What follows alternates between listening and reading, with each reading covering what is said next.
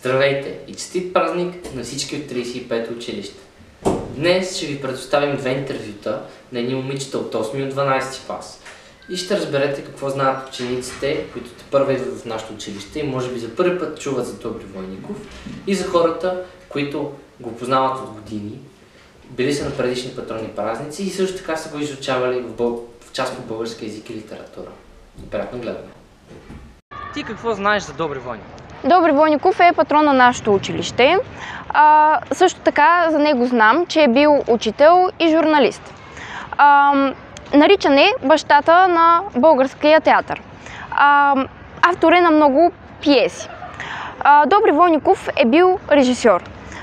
Интересен факт за Добри Войников е, че е въвел музиката като задължителен предмет за изучаване в училище.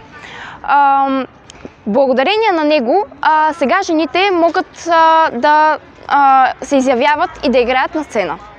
Като 12-класник, какво знаеш за Добри Войников?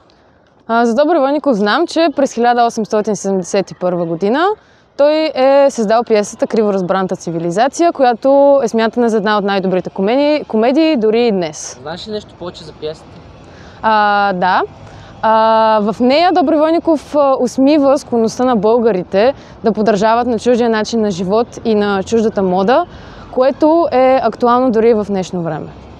Желаете ли да чуете малък разказ от пиесата "Криворазбраната цивилизация"? Разбира се.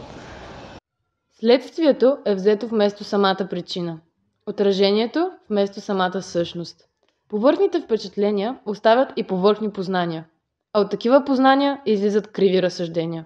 Модата е взета вместо цивилизацията. Честит патронен празник!